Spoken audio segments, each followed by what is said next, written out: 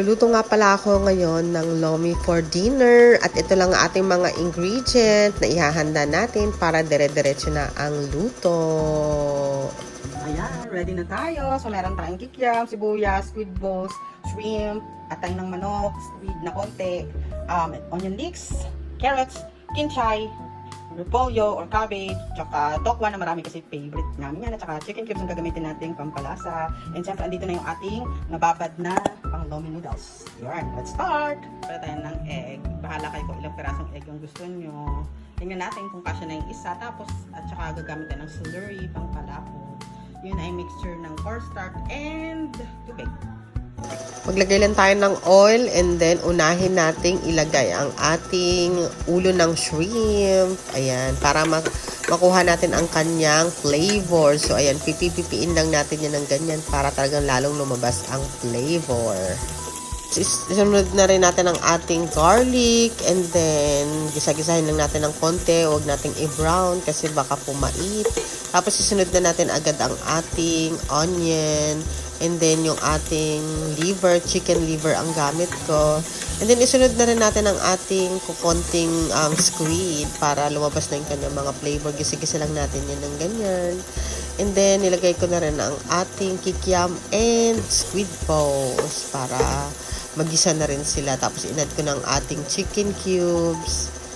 Ganyan, gisa-gisa lang. Talagang simpleng gisa-gisa lang. Walang ka-effort. Sobrang dali lang ng ating recipe. Tapos ilalagay ko na rin ang ating tokwa. Siyempre, lagay natin lahat para magisa-gisa na rin siya. Kasi siyempre, mas masarap pag nagigisa ng kahit konti para naman, magkaroon sila ng flavor, additional flavor pagka. So, yan. Pagkatapos niyan, so, siyempre, mag-a-add na tayo ng soy sauce. Puro pampalasa lang muna yung ilalagay natin. Depende sa inyo. Pwedeng tubig na agad. Ayan, naglagay din ako ng patis.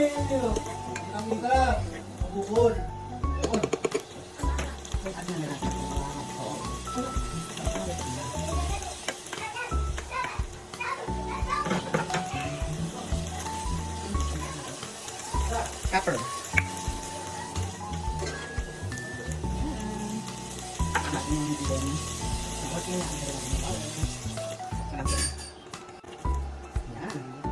Ito lang.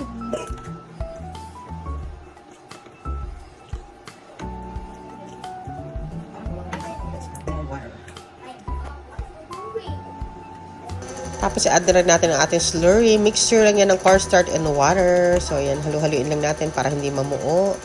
Ayan, bago kumulo, nilagay ko na yung slurry para hindi siya namumuo. So, ayan, nilagay na rin natin ang ating shrimp, ang ating cabbage. Sama-sama na natin lahat yung ilalagay na natin kasi naman, paluto na talaga yan.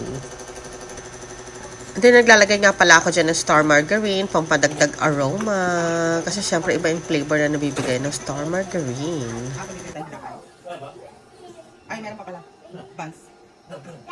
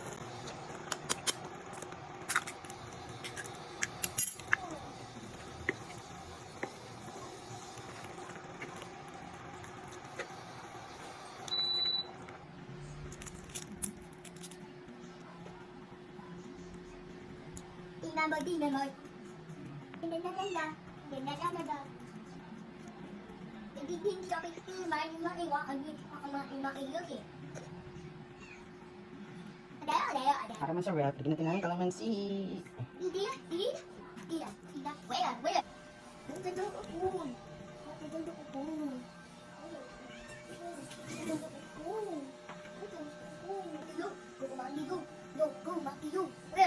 Wow, I got it. Make the pity. The pity. Gusto nyo ba? Okay, kain na.